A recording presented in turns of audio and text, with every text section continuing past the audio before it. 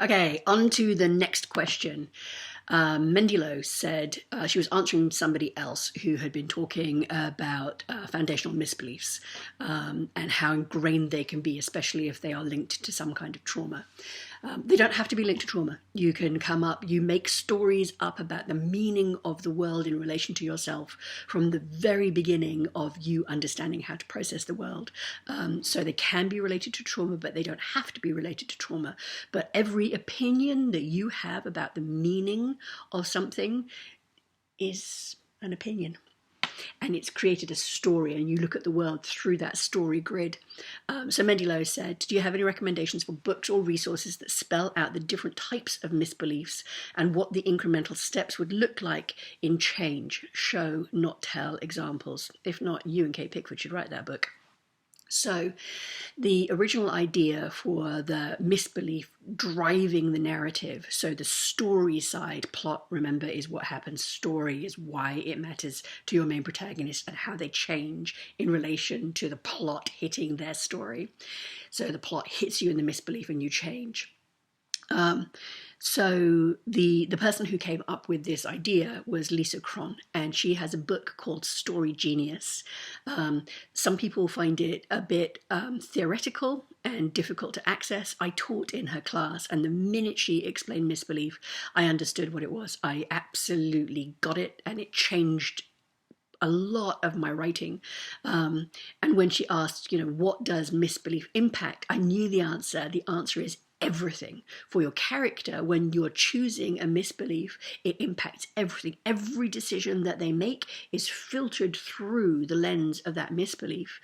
And how often you hit on that misbelief is going to depend on what kind of book you're writing. Whether if you're writing women's fiction, it's going to come up a lot. If you're writing romance, it's going to come up a lot. If you're writing military sci-fi, it's probably not going to come up a lot on the page, but it's still part of that character. That character is still driven by the way they believe that they operate in the world. Their misbelief is still running them.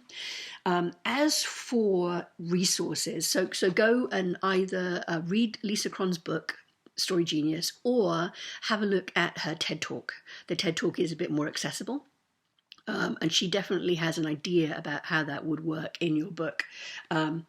Practical guides, the emotional wound thesaurus. I love everything that these two do, really, truly. They could write something on toilet paper and I'd buy it. They're so good. But the emotional wound thesaurus takes you through what kind of traumatic event might happen and how that would impact your character. So, for example, I just opened the page at random, living with chronic pain or illness. And then they've got examples, fibromyalgia, chronic fatigue syndrome, ALS, Alzheimer's, asthma, cancer. And they've got this long list. Basic needs often compromised by these wounds: physiological needs, safety and security, esteem and recognition, self-actualization, false beliefs that could be embraced. That's what you're looking for. My life will never be any better than this. I'm useless. I'd be better off dead. The doctors are right. It's all in my head. I'm a burden to my loved ones. I'm being punished for something I've done. I know someone who believes that. This life isn't worth living. So the misbelief is always an I statement. It's always a belief about the self. But this gives you an idea of what those beliefs could look like and what that would result in. So that they go on to talk about the character may fear, and then there's a list, possible responses and results, personality traits that may form. Can you hear how good this is? Triggers that might aggravate the wound. Fantastic for plotting. Really great. Opportunities to face or overcome this wound. I'm just going to open it another page. Being let down by a trusted organization or social system. Examples: an employee witnessing corruption within his or her company. So you see that's a little bit more removed, but it still could be something. So Erin Brockovich would be an example of somebody who's changed by being let down by an organization and seeing corruption. And it goes through the same things again. Basic needs often compromised by this wound, false belief that could be embraced. The character may fear possible responses and results, personality traits that may form, triggers that might aggravate this wound, opportunities to face or overcome this wound.